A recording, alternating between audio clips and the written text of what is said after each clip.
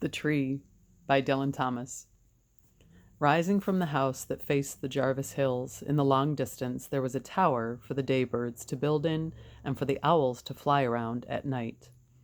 From the village, the light in the tower shone like a warm glow through the panes, but the room under the sparrow's nest was rarely lit. Webs were spun over its unwashed ceilings. It stared over 20 miles of the up and down county, and the corners kept their secrets where there were claw marks in the dust. The child knew the house from roof to cellar. He knew the irregular lawns and the gardener's shed where flowers burst out of their jars, but he could not find the key that opened the door of the tower. The house changed to his moods, and a lawn was the sea, or the shore, or the sky, or whatever he wished it. When a lawn was a sad mile of water and he was sailing on a broken flower down the waves, the gardener would come out of his shed near the island of bushes. He, too, would take a stalk and sail. Straddling a garden broom, he would fly wherever the child wished. He knew every story from the beginning of the world. In the beginning, he would say, there was a tree. What kind of tree? The tree where the blackbirds whistling. A hawk, cried the child. The gardener would look up at the tree, seeing a monstrous hawk perched on a bough or an eagle swinging in the wind. The gardener loved the Bible. When the sun sank and the garden was full of people, he would sit with a candle in his shed, reading of the first love and the legend of apples and serpents. But the death of Christ on a tree he loved most. Trees made a fence around him, and he knew of the changing of the seasons by the hues on the bark and the rushing of sap through the covered roots. His world moved and changed as spring moved along the branches, changing their nakedness. His God grew up like a tree from the apple-shaped earth, giving bud to his children and letting his children be blown from their places by the breezes of winter. Winter and death moved on one wind. He would sit in his shed and read of the crucifixion, looking over the jars on his window shelf into the winter nights. He would think that love fails on such nights, and that many of its children are cut down. The child transfigured the blowsy lawns with his playing. The gardener called him by his mother's name and seated him on his knee and talked to him of the wonders of Jerusalem and the birth in the manger. In the beginning was the village of Bethlehem, he whispered to the child before the bell rang for tea out of the growing darkness. Where is Bethlehem? Far away, said the gardener, in the east. To the east stood the Jarvis Hills, hiding the sun, their trees drawing up the moon out of the grass. The child lay in bed. He watched the rocking horse and wishing that it would grow wings so that he could mount it and ride into the Arabian sky. But the winds of Wales blew at the curtains, and the crickets made a noise in the untidy plot under the window. His toys were dead. He started to cry and then stopped, knowing no reason for tears. The night was windy and cold. He was warm under the sheets. The night was as big as a hill. He was a boy in bed. Closing his eyes, he stared into a spinning cavern deeper than the darkness of the garden, where the first tree on which the unreal birds had fastened stood alone and bright as fire. The tears ran back under his lids as he thought of the first tree that was planted so near him, like a friend in the garden.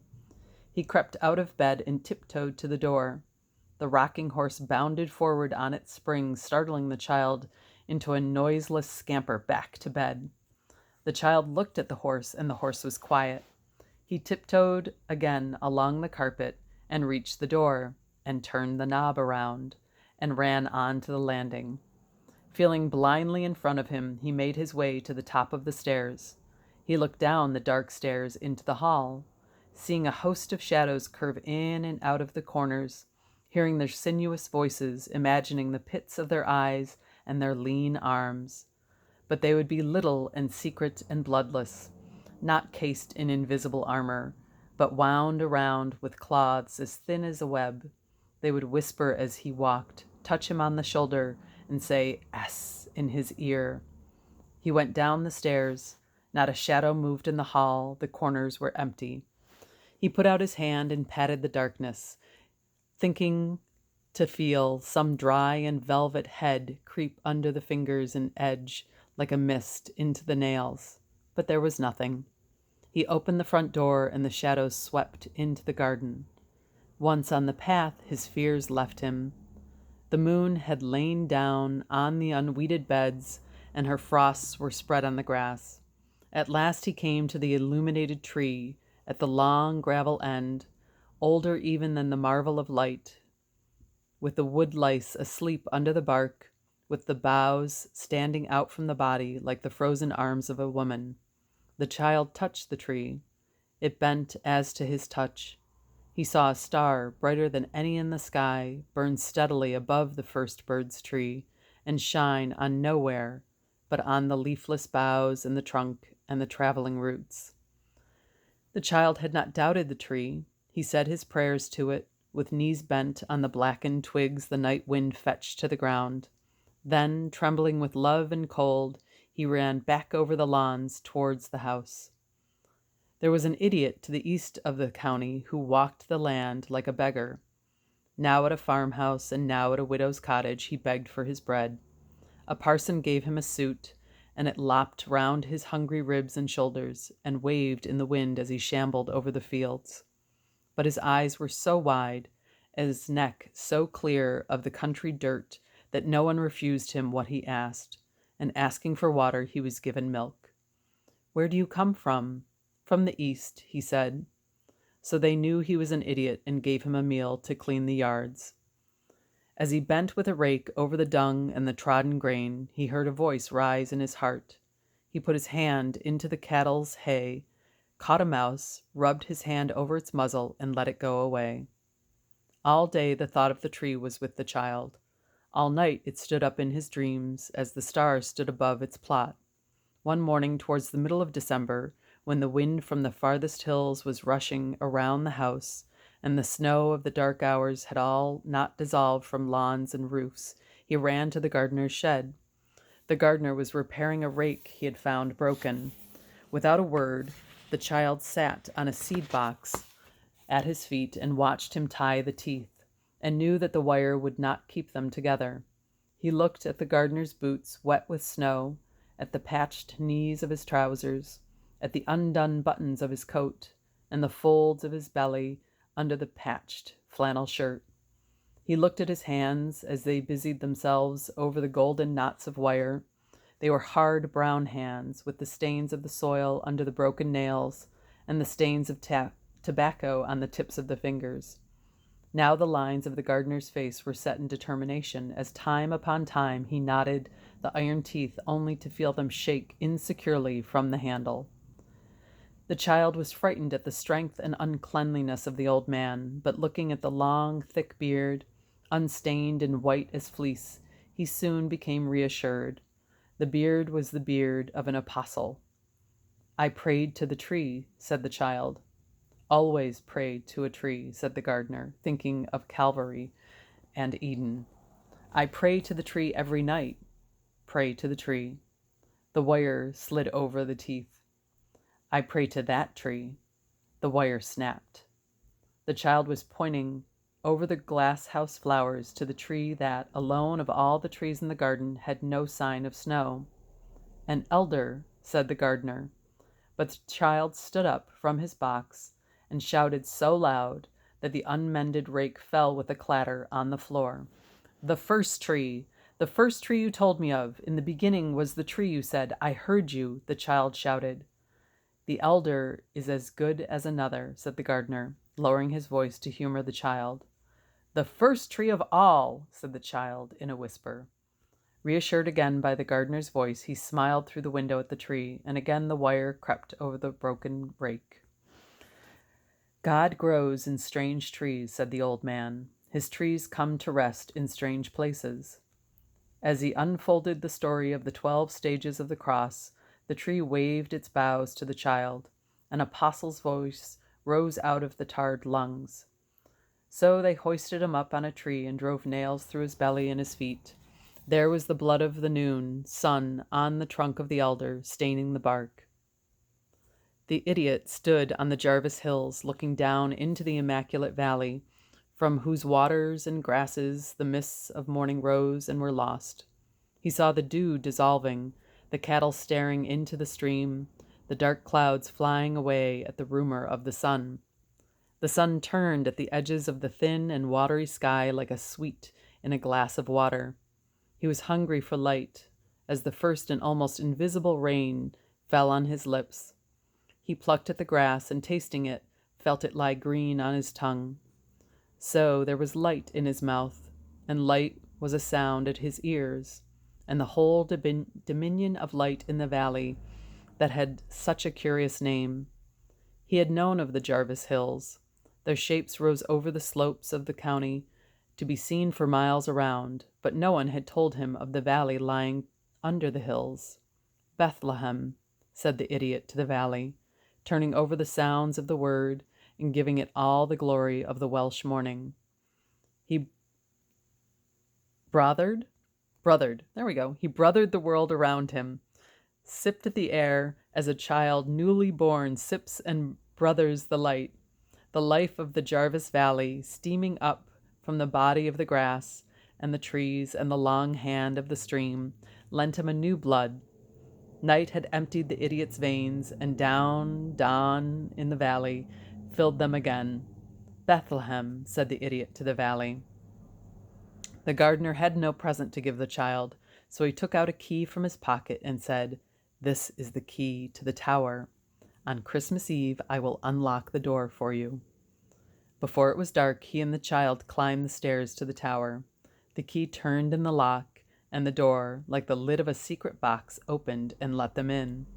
The room was empty. "Where are the secrets?" asked the child, staring up at the matted rafters and into the spiders' corners and along the leaden panes of the window. "It is enough that I have given you the key," said the gardener, who believed the key of the universe to be hidden in his pocket, along with the feathers of birds and the seeds of flowers. The child began to cry because there were no secrets.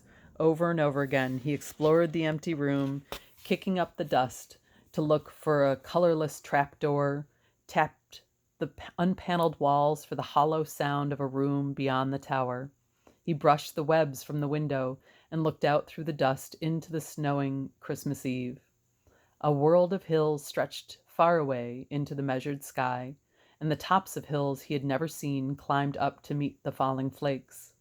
Woods and rocks, wide seas of barren land, and a new tide of mountain sky sweeping through the black beaches lay before him.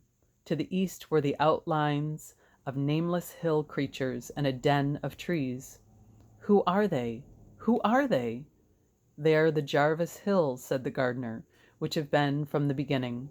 He took the child by the hand and led him away from the window. The key turned in the lock. That night the child slept well. There was power in snow and darkness.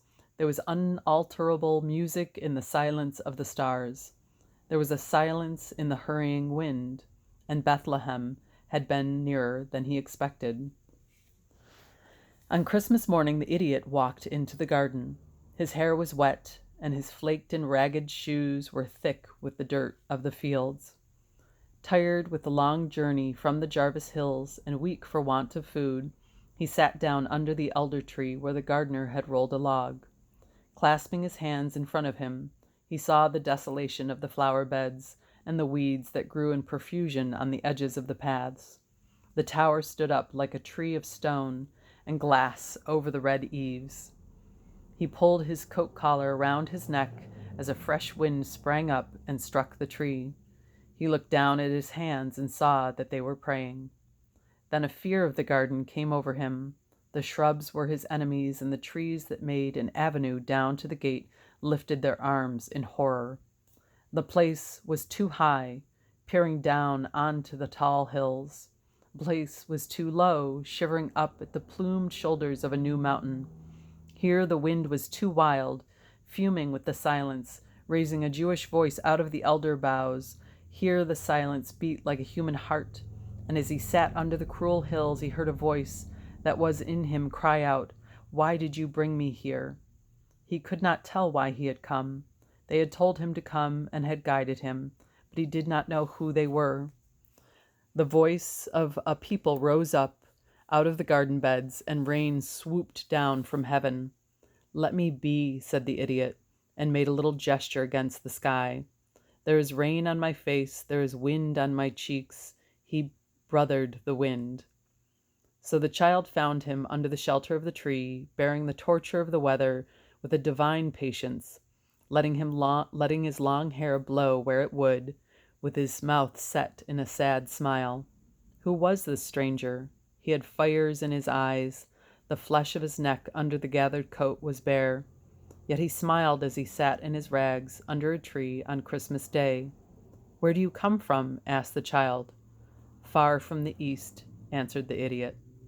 The gardener had not lied, and the secret of the tower was true. This dark and shabby tree, that glistened only in the night, was the first tree of all, and he asked again, "Where do you come from?" "From the Jarvis Hills." "Stand up against the tree." The idiot, still smiling, stood up with his back to the elder. "Put out your arms like this." The idiot put out his arms. The child ran as fast as he could to the gardener's shed, and returning over the sodden lawns, saw that the idiot had not moved, but stood straight and smiling, with his back to the tree and his arms stretched out. "Let me tie your hands." The idiot felt the wire that had not mended the rake close round his wrists. It cut into the flesh, and the blood from the cuts fell shining onto the tree. "Brother," he said. He saw that the child held silver nails in the palm of his hand.